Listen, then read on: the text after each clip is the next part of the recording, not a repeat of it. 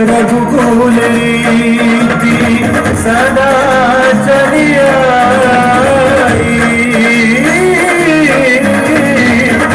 प्राण जाए पर वचन न जाए।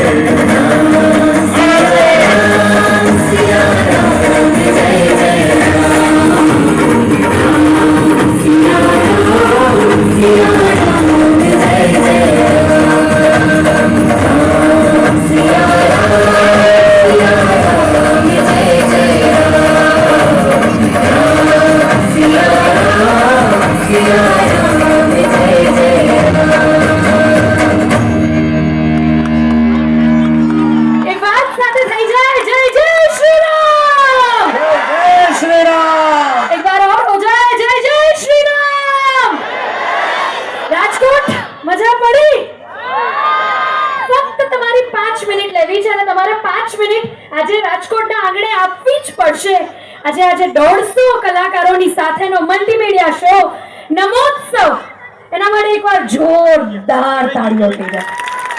અને આજે ઘણા કલાકારો આપણા રાજકોટના છે, એમને વધાવવા અને બીજા બધા જ કલાકારોને વધાવવા માટે 5 મિનિટ તમારી લઈએ છીએ। ગુજરાતના એવા કલાકાર કે જેના નામ ગુજરાતના સીમાડાને બાંધીને સમગ્ર વિશ્વમાં જ્યાં જ્યાં ગુજરાતી વસે છે ને ત્યાં ત્યાં આદરભેર લેવાય છે। રાજકોટ માટે જેનો પરિચય ના મોહતાજ નથી, લોક સાહિત્ય હોય કે હાસ્ય હોય, શિષ્ટ સાહિત્ય હોય કે પછી કવિતા હોય કે પછી વ્યાખ્યાનો, જે અલગ જ રીતે એમની રચનાઓ ખીલે છે અને ખોલે છે। ભાઈઓ અને બહેનો, એ વીરાંજલિ હોય કે પછી નમોત્સવ, જેમની લેખન ક્ષમતા અને જેમની અભિનય ક્ષમતા એને અલગ જ ઊંચાઈ મળી છે, એવા આપણા રાજકોટના પોતિકા મુખ્ય કલાકાર અને આ નમોત્સવના લેખક સાઈરામ દવે। કોઈ પણ કોન્સેપ્ટ હોય ને એનું વિચાર બીજ તો મુકાઈ જાય, પણ એને એક વટવૃક્ષમાં બનાવવાનું છે ને ઘણું અઘરું કામ છે। અને આખા ગુજરાતમાં એવી રીતના એમનું એક્ઝિક્યુશન થાય કે આખા ગુજરાતમાં એની ચર્ચા થાય।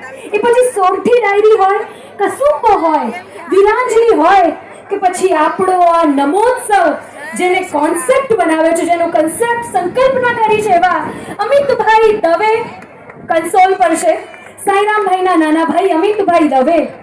અને જ્યારે નમોત્સવના દિગ્દર્શનની મારે વાત કરવી હોય તો મારે